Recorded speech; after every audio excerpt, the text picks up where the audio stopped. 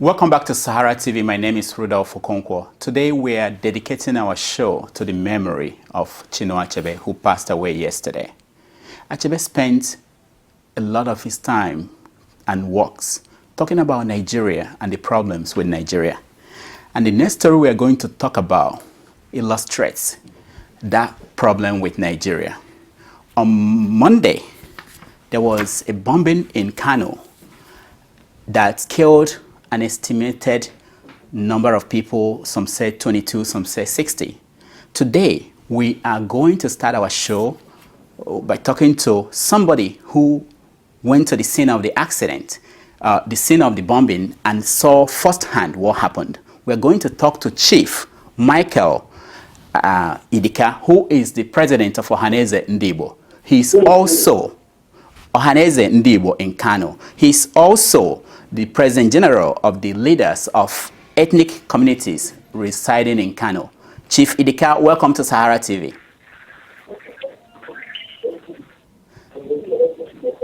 Chief Idika, can you hear me? Yeah, I can hear you now. Okay, welcome to Sahara TV. Thank you very much. Now, let me start by asking you, how are you people in Kano coping? The people under your organization, how are they coping about this bombing that happened in Kano? Presently, we are not coping fine, I must tell you, because the wicked attack at the New Road Luxury Motor Park last Monday, which claims cost of lives of our people, have put us in a very bad shape. This is the greatest attack we have ever received since after the Civil War in our stay in northern Nigeria. Our people were massively slaughtered, killed in the bomb blast. We have been in a mourning mood. We have been in deep sorrow. We have been mourning over this wicked attack. Every other imaginations we had had all this while has been, why us? Why this attack on us? Since we are the law-abiding and law and peaceful in this place, why are we being attacked and hunted down the way we're being hunted down? So let me ask you, where were you when you heard about this attack, and what did you do next? I was in Sabongeri, very close to the motor park, and precisely along New Road, Sabongeri, Kano. The motor park is situated a stone's throw from where I was, close to 250 meters away. So immediately I had the first blast, which shook the earth. The second blast, the third blast, the fourth blast, the fifth blast. I knew it was a motor park. I moved straight. So I came to the motor park, the luxury bus motor park in New Road. I came there very early. And immediately I arrived there, the first thing I saw was 20 souls lying in the ground. They were all burnt beyond recognition. And quickly, as they were lying in the ground, I saw vehicles of policemen arriving left, right, back, front, and otherwise. Before long, they are killed everywhere. Fire has gone almost about 5 buses, luxurious buses, inside the garage. So there was no way to enter, but there was another exit where there was no fire. They went in through there. And I saw them picking corpses that were littered all over the ground. It was at that point that I saw a police van that corpses were being placed inside. And that police van, at my last count, at that evening, was passing corpses I saw. Then I broke down in tears and asked, they have got us. They have finally got us. Because I perceived that motor park, even at the time it was sited there, we have always wanted to take over the security, the non-native, the security of the park. But the government is replacing their people to take the security of the place. And these people were the ones in the gate. When these bombers came in a golf vehicle, passed in the gate, and went inside the motor park, met a vehicle that was going out to Lagos. And now the bomb exploded at that vehicle. Equally, the second bomb exploded at the second vehicle, the second luxurious bus. Equally, the third bomb exploded at the third luxurious bus. The fourth luxurious bus, the bomb exploded in it also. The fifth luxurious bus, the bomb exploded in it, and on the all caught fire. And while they were burning, there was no water fire brigade close. In fact, it took close to 2 hours, 30 minutes before the fire service could come to this venue to now try to put out the fire. But before then, there were people who were selling stores. There were people who were selling pure water and other accessories within the market, within the garage. They were all dead. So many people were dead. So their corpses were the ones they were carrying out in my presence. Because those ones that were stuck inside the luxurious buses, it was difficult to remove them at that point in time. So what really happened was that, yeah. Go ahead. As of now, what do you know the exact number of people who died? We have open registers. As of now, we have in our register 75 human beings, mostly Igbos, that have died so far. This is from our register, from our records. What record are you talking about? That of the bus companies or your own personal record? What record are you? No, not the record we're talking about. Immediately after the event, the Yohane Igbo, which I'm the president, opened a record in they opened in the office and said everybody who has lost somebody should come in there and record his name so that and his address and his phone number. Let us have next of kin of such persons. And so the record we have opened shows that people have been coming forward to record those people who are dead, those who have lost their lives, those who have lost their properties, those whose shots were bombed within that period, and those whose vehicles also were bombed. So we've recorded 75 souls as of now. So I hope you will be able to send us this list so that we can publish them. We want to know exactly who these people are, where they were going, and as much as possible, anything we can get, the stories, the pictures, because we want to make this story a human story. Sometimes people read about these things. It appears as if they are not really people. We want to have... Yes, we will be ready to send you this list. By God's power. Up to now, people are coming to our offices where I'm not there right now. They are dead, they are lost, and everything. What do you think about this, Chief? Just 2 days ago, when the federal government delegation came to sympathize and console us, we noticed that when they went to see Governor Rabiu Musa Kwankwaso of Kano State, the governor read out 25 names where one Igbo and one Yoruba was inclusive, where he said these people were the number of people who were wounded. I do not know where the governor has got this list from, because the government house has not opened any register, even though they have gone to hospitals to see some wounded people. Most of our people who were brought to Aminu Kano Hospital in Kano, those who were taken to Murita Mohammed Hospital in Kano, which are government hospitals, the people took them out back to private hospitals within the Savon-Berry area. And people are not known to be in the general hospital, whereby there are problems with the care, with their care. And so presently, most of the people are in private hospitals. I wonder where Governor Rabiu Musa Kwankwaso got that list, those names. He said there were 23 houses, one Igbo and one Yoruba man. To me, that list is purely mischievous. Now, Chief, does that mean that you don't coordinate with the governor? Does that mean that your office has no connection or don't coordinate with the governors? Why is the governor releasing a different list from the list you have?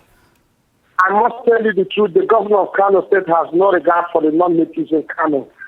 Could you believe me? Even while we are mourning, this period of mourning, the governor, who is the first citizen of Kano State, giving it proper, using his position to persecute us, our traders who are selling second medicine stores. There are over 10,000 stores they bought from the indigenous community, ranging from 5 million to 10 million. The governor went in there, he against those Igbo traders, arrested some in his orders. The police arrested them, detained them, confiscated their goods, break into their shops, and asked them to leave the market. Even while we are mourning, he does not respect us. This is what has been happening for a long time. The governor has been busy looking down at us, intimidating us, harassing us, persecuting us. In fact, even when we reside, being mostly the Savon-Berry area, he abandons in terms of infrastructural development. There is no water, there is no road, there is no electricity, there is nothing. He treats this place with disdain. We were the same people who worked tirelessly for voting massively into power. During his electoral campaign, he came to us and promised to elevate our suffering. We are not surprised that he abandoned us. He's treating us the way he's doing. So invariably, it is very clear to us from day one that the governor treats us without respect. In fact, on Saturday, by 2 a.m., preceding this Monday of this bomb blast, the governor came to the market with 3 bulldozers and some more tanks to demolish these stores, I said, belonging to Igbo traders, Igbo patent medicine sellers in that market. The traders then came out and said they offered themselves to be killed first before the demolition. That was also the governor to relent from that unorthodox action. This was on Saturday, and then this blast started on Monday. Immediately after Monday, by Tuesday, the governor was already at his orders. The police were busy in the market, tear-gassing Igbo traders in that market. Our office, our secretariat, has received several complaints from the drug sellers over the governor's action, which has practically put them out of business. And so we have not been in rapport with the governor. He has always treated us with disrespect. He proves himself not to have interest in what we are doing, even though we were the one who gave him victory, who gave him the vote that he defeated the LNPP candidate of that state. Now, Chief, let me ask you, what about the governors of the states in the eastern part of the country? Have they come out in support or to offer assistance to your group and the people who are victims of this situation, this attack? And also, what about the federal government? Do you have the ears of anybody within the federal government? Yes, presently, Governor T.O.J. of Abia State is somewhere in the United States land, but his chief of staff calls Johannes secretary, and he called me and sympathized with us. Few days later, we saw his statement, which he said, if the Igbos in the north or in Kano feel insecure, they should return back home because their life is more precious than everything we're doing here. We've also noticed that our people are putting up a team. Meanwhile, the most apparent thing we have also seen is that the federal government has sent in a delegation led by the Minister of Interior. The Minister of Police Affairs was there, the Inspector General of Police was there, the Chief of Army Staff was there, and some other prominent, the Inspector General of Police was there, and some other prominent citizens. But one thing we have made clear, and we are not using words in this, is that we do not have confidence in Governor Rabiu Musa handling this tragedy that befell us. We've completely called on the federal government, led by President Ebele Goodluck Jonathan, to set up a committee to handle this matter. We felt everything that should be given, that should be done, even repatriations, it should be given to that committee. If the governor of Kano said that his own contribution, let him also give it to that committee. We do not have confidence in him. Because even previously, last year by 2012, the Boko Haram bomb struck in January. There was donor companies that said, please take this money and repatriate every person who were involved or dead souls. We lost 35 souls and 25 were wounded. Do you know, after all said and done, the governor did not give cover any non-natives in that state. We treated our wounded souls. We also conveyed our dead ones back home and buried them. That was all. Then after that scenario, the secret killing started or commenced in Kano. Since then, the Igbo himself has lost over 70 souls between that February last year and February this year. I must tell you the truth, nobody has been given cover, even those wounded. What we have only had is that there is a woman, an Ilewi woman in the southeast of Nigeria, whose 2 children, schooling University of Jos in north central Nigeria, were killed, brutally killed in her presence. That woman was the only one who sent us a letter recently telling us that Governor Rabiu Musa sent in one Mr. Boniface Idika to him to give him 400,000 naira as a repatriation gift. And that is the only thing we could hear of the Kano State government helping us.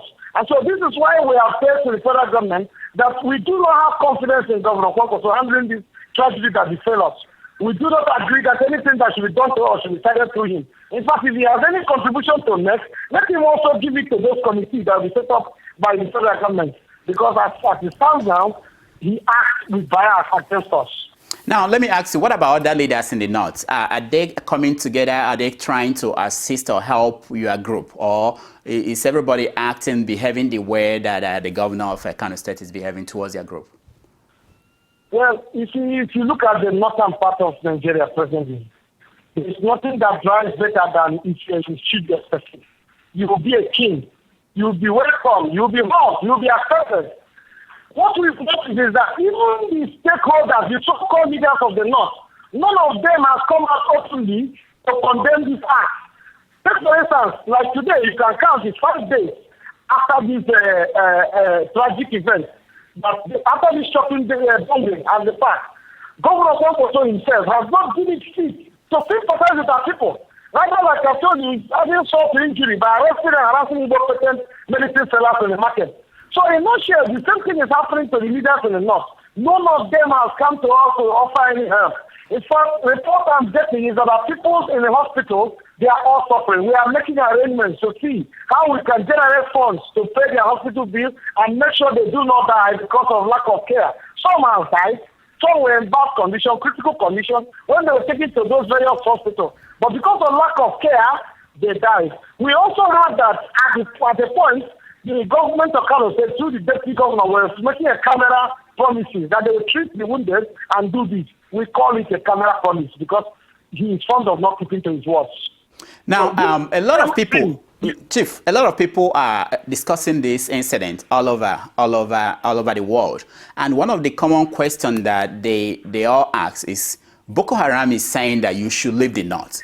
And they ask the question, why are you still there? And what is keeping you there that is more important than your lives, lives of people who are at risk? You've just said that the government of the state and the federal government is not doing enough to stop this and helping you to survive and live. Why will you risk your life to remain there in the North? That's the question many people are asking. What do you say to those people? Yeah, what I want to say is that immediately after the bomb blast of last year, coupled with the secret killings that preceded that bomb blast, our people have started leaving the North, have started leaving Kano. You see, I won't tell you the truth. The forefathers of the North, they treat and deceive their people. They portray the North as a hospitable environment.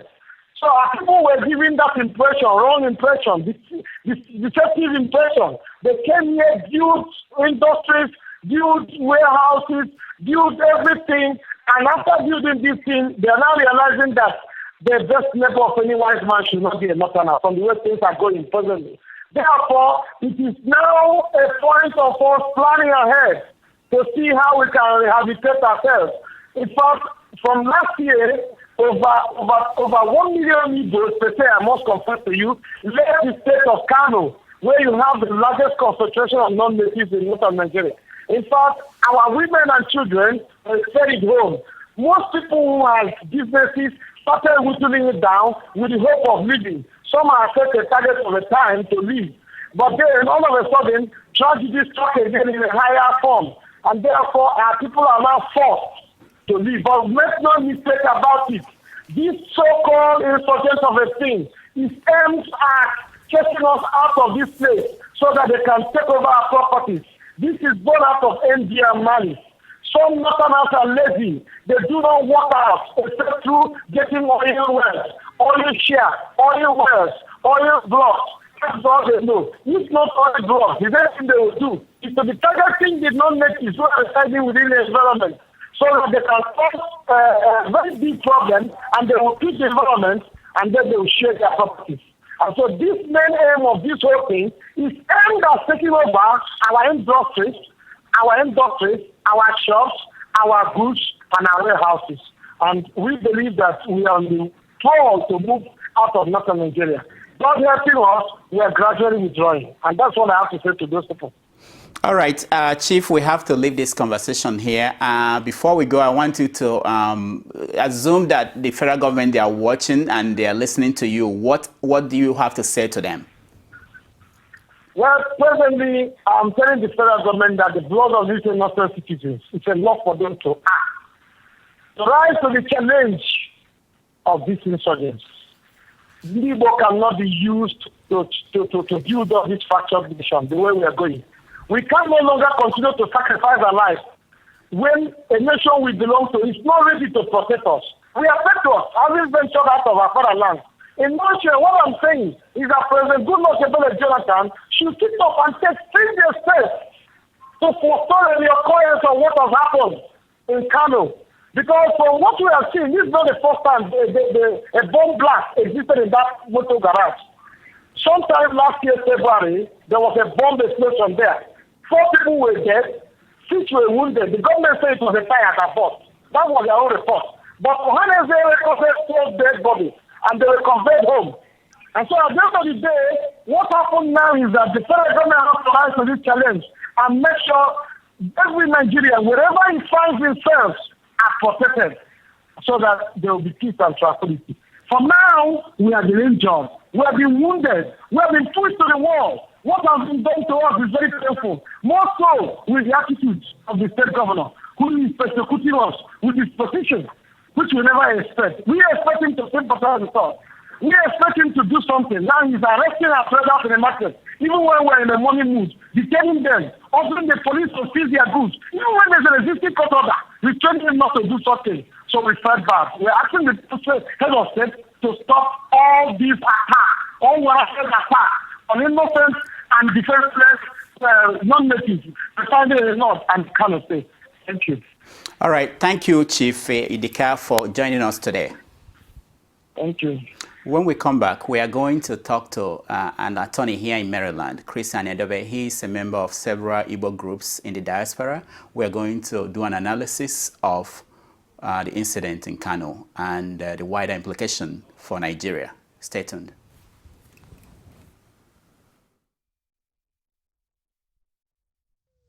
If you're not informed, you will be